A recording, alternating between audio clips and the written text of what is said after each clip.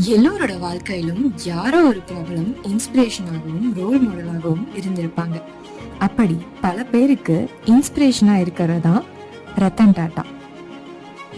இந்தியாவின் மிக நீண்ட பாரம்பரியம் கொண்ட டாடா குடும்பத்தின் வாரிசான ரத்தன் டாடாவின் தனிமனித வருவாய் இந்தியாவின் நம்பர் 1 பணக்காரரான முகேஷ் அம்பானியை விட அதிகம் என புள்ளி விவரங்கள் கூறுகின்றன. ஆனால் எந்த ஒரு பணக்காரர்கள் பட்டியலிலும் ரத்தன் டாடாவின் பெயர் வருவதே இல்லை. ஏன் எப்போதும் பட்டியலில் வராத பணக்காரராக ரத்தன் டாடா இருந்து விடுகிறார் என்பதற்கான விடையை அறிந்து கொள்ள முதலில் ரத்தன் டாடா யார் என்பதை தெரிந்து கொள்ள அவசியமாகிறது. 1937 டிசம்பர் 28 சூரத்தில் பிறந்தார் ரத்தன் டாடா. இந்தியாவின் மிகப்பெரிய தொழில் சாம்ராஜ்யமான டாடா குடும்பத்தில் பிறந்த ரத்தன் டாடாவின்